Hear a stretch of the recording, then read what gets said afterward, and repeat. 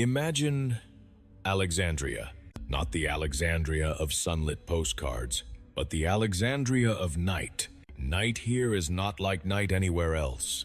Sea wind slides through stone corridors, carrying salt, carrying the dust of old paper, carrying the scent of secrets about to be broken. A narrow room.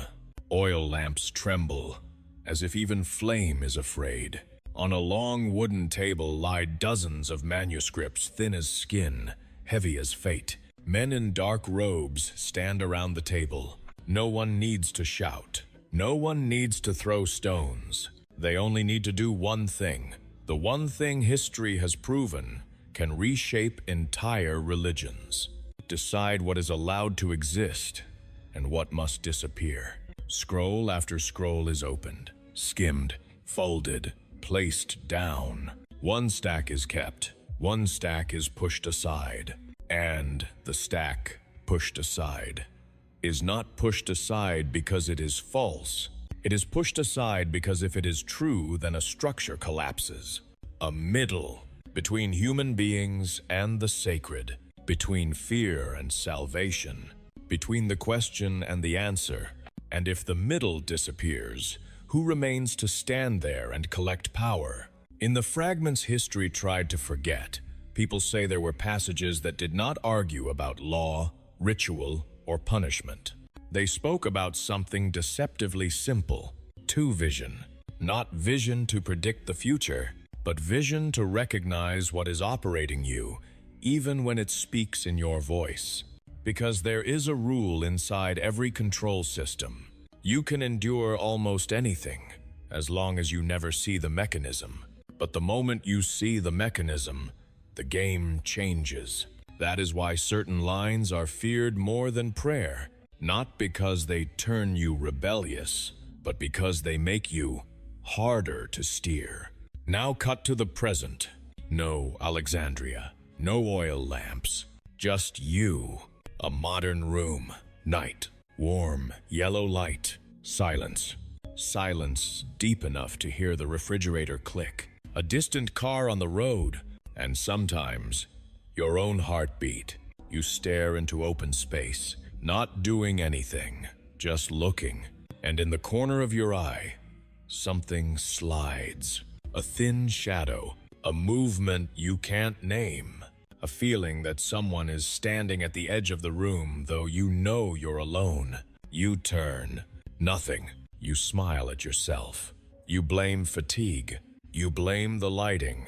You blame imagination. But what if it isn't? What if that moment wasn't hallucination at all, but a rare instant when the filter in your brain slipped? There is something few people say plainly. Eyes do not only see, eyes receive signals, and the brain decides what is allowed to become reality. You are living inside an edited world. You don't see everything. You see what your brain permits. And sometimes, the most important thing is what gets deleted. In the margins, in shadow, in the in-between, in whatever you can't bear to look at too long. In ancient mystical texts, the invisible rulers are called Archons. But hear this as an open invitation. You don't have to believe Archons are literal beings. You can treat Archon as a name for something deeply human. There are forces in life that survive because you don't see them. They win not because they are strong. They win because they are hidden. They don't need to punch you. They only need you to believe that every thought in your head is yours. And when you believe that, a cruel thought appears. You're worthless. You claim it as you. A wave of fear rises for no reason. You call it intuition, an urge to sabotage what is finally going well. You call it personality, an explosion of anger at the exact moment you were about to calm down. You call it normal. But what if it's programming? What if there are mechanisms designed to pull you into lower frequencies? Fear, division, shame, despair, craving, envy. Because in those frequencies, you are easiest to steer? How many times have you felt not like yourself, yet moved as if someone pressed a button? How many times have you asked, why, when I'm about to change, do I drag myself down? Why, when I'm about to step through, do I turn back? Why do certain thoughts feel like they aren't mine, but they speak in my voice? And now Mary Magdalene returns like a film scene. In one ancient account, Mary has a vision. She passes through 7 levels, 7 gates. Some hear that and call it myth, but try hearing it as a psychological map. 7 gates could be 7 filters, 7 layers of don't look, 7 thresholds you must cross if you want to wake up. Gate 1. You are not allowed to be still. You sit down, and the mind immediately wants to run. Gate 2. You are not allowed to look deeper. You touch a real emotion, and a reflex grabs the wheel. Gate 3. You are not allowed to trust your own experience. A voice appears. Nonsense. Stop. Gate 4. You are not allowed to stay with emptiness. Emptiness scares you. Emptiness makes you reach for distraction. Gate 5. You are not allowed to touch old truth. Old truth hurts, and the brain hates pain. Gate 6. You are not allowed to release the habit of chaos. Chaos is familiar. Peace feels unfamiliar. Gate 7. You are not allowed to realize you've been steered too long, because realizing that means responsibility. And at every gate, the guardian doesn't have to be a demon. It can be a strange sleepiness the moment you become quiet, restlessness when you approach stillness, a compulsion to check your phone the moment you try to breathe, a voice that says, stop, there's nothing here, a force pulling you back into normal. But normal might be the cage. Do you want to know what invisible control fears most? Not your pleading. Pleading keeps you below.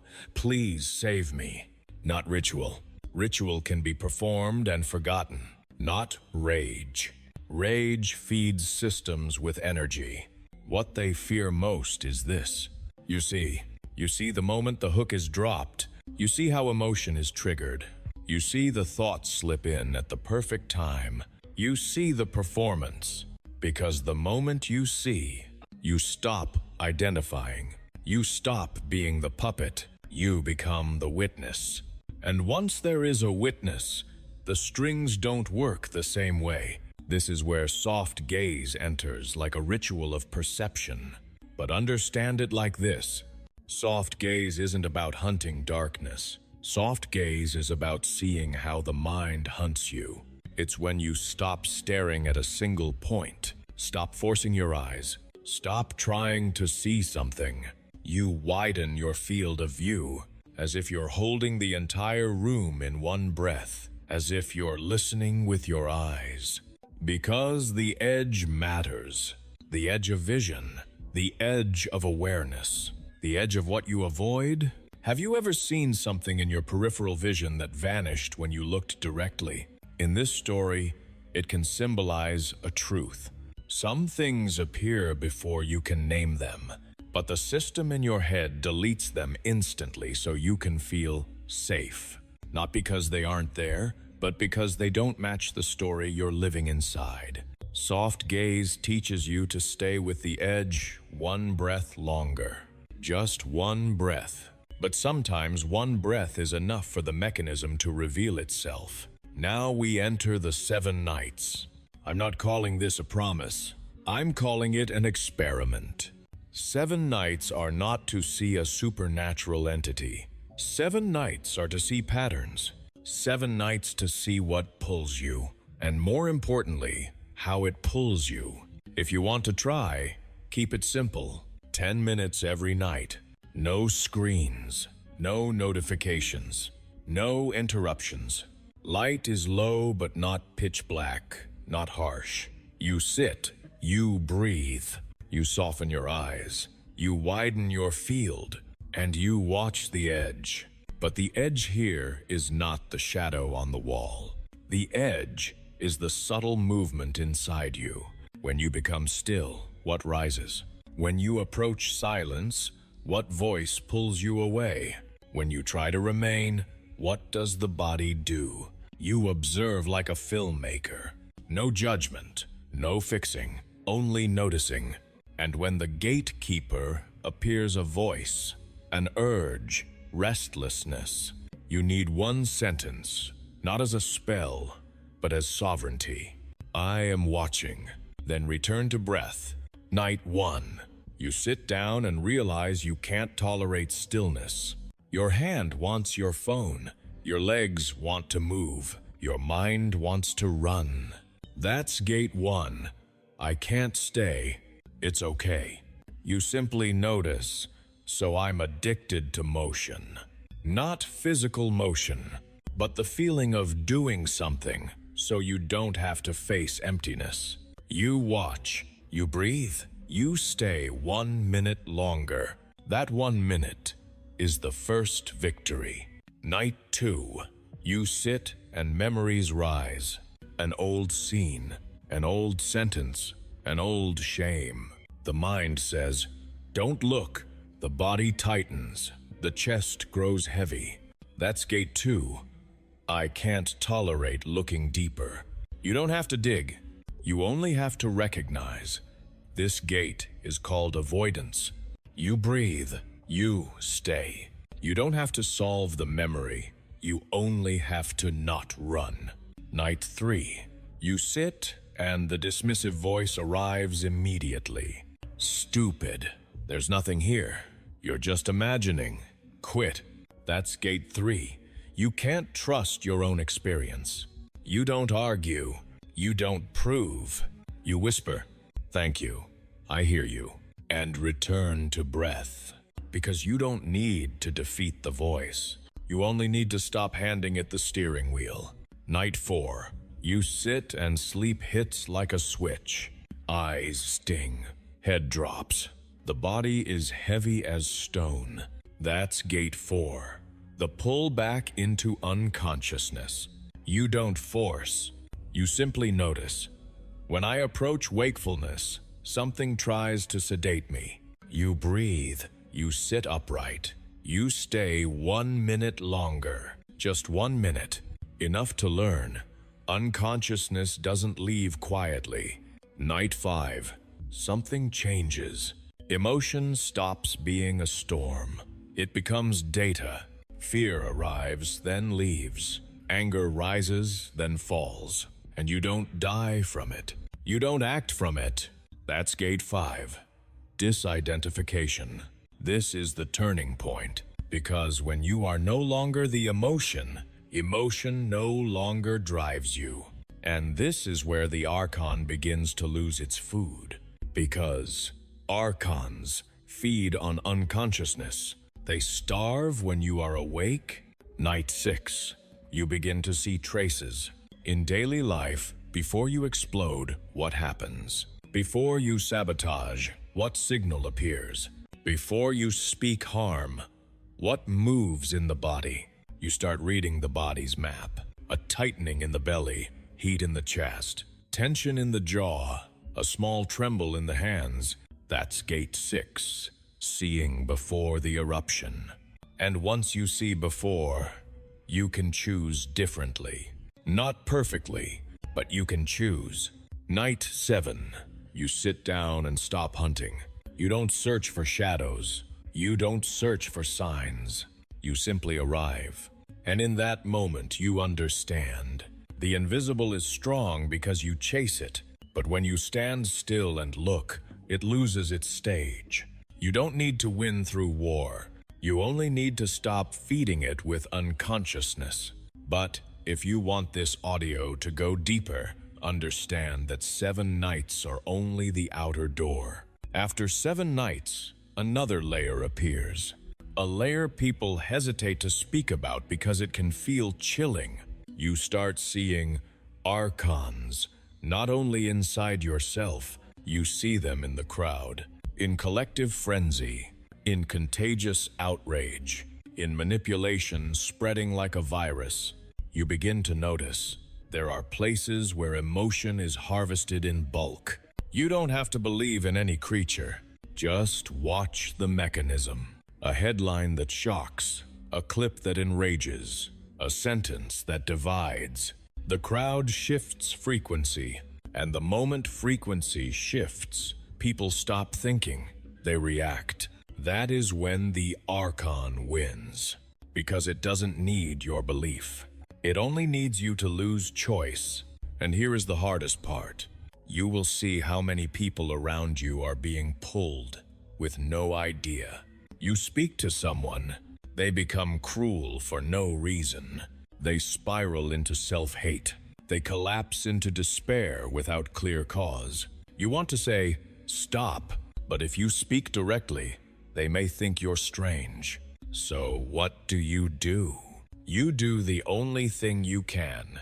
You stay awake. You refuse to join the storm. You refuse to let the storm borrow your mouth. You refuse to let it borrow your hands. Because when you stay awake, you become a point of stillness inside a sea of noise. And sometimes, one still point is enough to calm a whole room. Return to Alexandria one more time. But now look deeper. What did they fear? Maybe they feared heresy. Maybe they feared losing control. But at the deepest level, they feared something simple. A person who can't be driven by unconsciousness is difficult to rule. A person who sees mechanisms is hard to manipulate. And if millions see, systems built on fear go hungry. So what is the suppressed technique, really? In this audio, the answer remains open. Maybe the suppressed thing was never a supernatural secret. Maybe it was a deeply human power. The power to look directly at what is pulling you and not turn away. You don't need to see a monster. You only need to see where the hook is, where the string is, and when you lose choice. Once you see, you can choose differently. And choosing differently is freedom. Now, if you want a cinematic ending, listen to the final scene. You sit alone. Warm yellow light.